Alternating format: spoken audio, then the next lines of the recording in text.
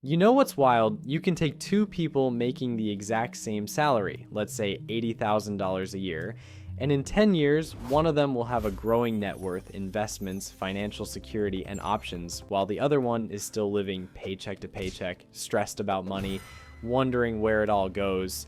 Same income, same starting point, completely different outcomes. And the difference isn't luck. It's not that one of them got an inheritance or won the lottery or had some unfair advantage. The difference is how they think about money. Every dollar that comes in, every financial decision, every trade-off, they're processing it through completely different mental frameworks.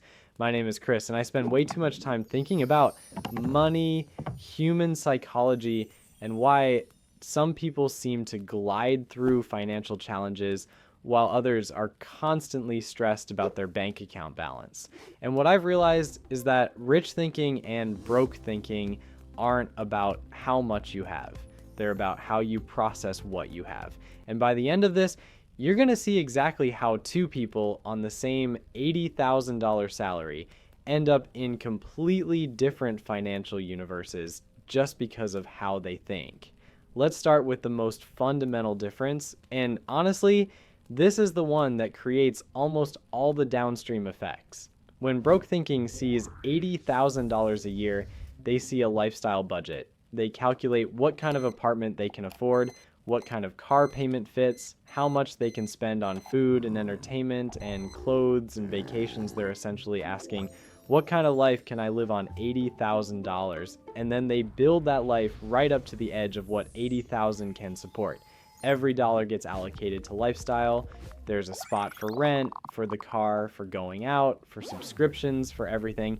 And if there's anything left over, which there almost never is, maybe they'll save it. But rich thinking sees that same $80,000 completely differently. They're not asking what lifestyle it can support. They're asking, how much of this can I keep? They see 80,000 as their wealth building capacity, not their spending limit. So they engineer a lifestyle that costs significantly less than 80,000, maybe 60 or 65,000. And the difference, that 15 or $20,000, that's what builds wealth. Same income, completely different mental framework. And that difference in thinking compounds into totally different financial lives. Here's the second major difference, and this one's subtle but absolutely critical. Broke thinking optimizes for monthly payments. They want to know, can I afford the monthly payment? Can I afford the $400 car payment? Can I afford the $1,800 rent? Can I afford the $50 monthly subscription? If the monthly number fits in their budget, they do it. They don't think about the total cost or the opportunity cost or what else that money could do. They just think about whether this month's cash flow can handle it. But rich thinking optimizes for total cost and long-term value. They're not asking if they can afford the monthly payment on a new car. They're asking if buying a used car for cash and avoiding the payment altogether would free up $400 a month to invest, which over 10 years becomes over $70,000. They're not just looking at whether they can afford $1,800 rent. They're asking if living somewhere for $1,400 and investing the $400 difference would compound into hundreds of thousands over their working life. Every financial decision gets run through this filter. Not, can I afford the payment, but what's the total cost and what am I giving up by spending this money instead of investing it? Same decisions, completely different evaluation framework, completely different outcomes. Third difference, and this is a big one. Broke thinking sees income as fixed and expenses as variable. They feel like they can't really change how much they earn. That number is what it is, set by their job. But expenses are where they can make choices. So they focus all their energy on cutting costs, shopping for deals, using coupons, finding ways to save $20 here or $50 there. And there's nothing wrong with that, except it's focusing on the smaller lever. Rich thinking flips this completely. They see expenses as relatively fixed, at least the baseline necessary ones, and income as highly variable and improvable. So they focus their energy on earning more, getting better at their job, switching companies for higher pay, developing skills that increase their market value, building side income streams. They're playing offense with income instead of defense with expenses. And because they've already capped their lifestyle at a reasonable level, when their income grows from 80,000 to 90 or 100,000, all of that increase goes straight to wealth building. Broke thinking stays at 80,000, or if they do increase income, their lifestyle grows right along with it. Rich thinking treats income like a muscle they can strengthen and expenses like something to keep under control. Fourth, and this might be the most psychologically important difference, broke thinking sees investing as something you do with leftover money. If there's anything left at the end of the month after paying bills and living life, then maybe they'll invest it. But there's never anything left. Life always costs exactly what they make, somehow. Rich thinking sees investing as the first expense, not the last one. They pay themselves first. Before rent, before food, before anything else, money automatically goes to investments. It's not optional. It's not dependent on having a good month or feeling motivated. It's automatic and non-negotiable. And then they live on whatever's left. This single shift, investing first instead of last, is probably the most important behavioral difference between people who build wealth and people who don't. Because when you invest first, wealth building happens no matter what. When you invest last, it almost never happens. Fifth difference, broke thinking avoids thinking about money. It's stressful, it's uncomfortable, it feels like there's never enough, so they just try not to look too closely.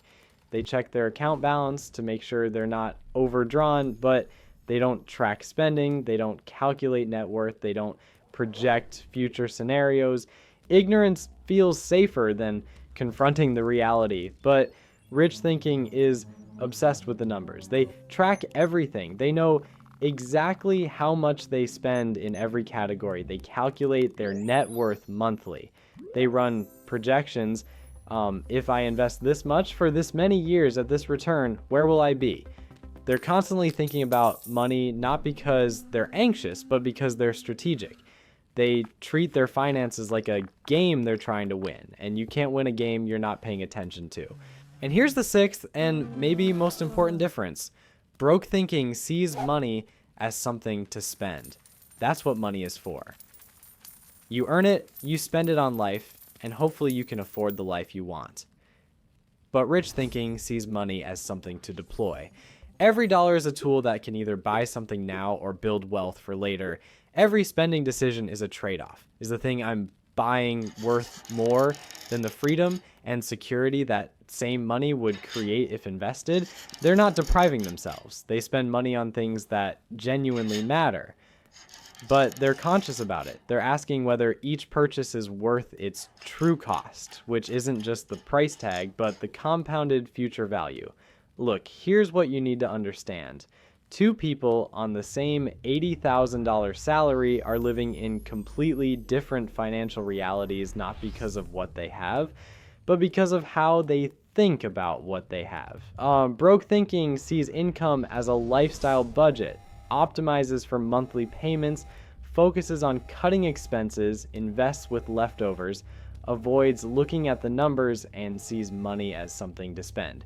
Rich thinking sees income as wealth building capacity, optimizes for total cost and opportunity cost, focuses on increasing income, invests first, obsesses over the numbers, and sees money as something to deploy strategically.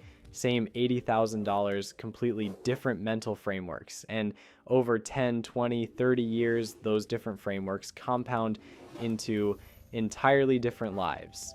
One person ends up wealthy, the other stays broke, not because of the income, because of the thinking. So if you're making decent money but not building wealth, the problem isn't your salary, it's how you're thinking about your salary. Change the thinking, and the outcomes change automatically. Keep the same thinking, and it doesn't matter how much you make. You'll stay broke forever. Choose wisely. If this completely shifted how you see your own financial situation, do me a favor and hit that subscribe button. And if you're wondering why most people never break through no matter what they earn, check out most people never reach $250,000. Here's the reason. I'll see you in the next one.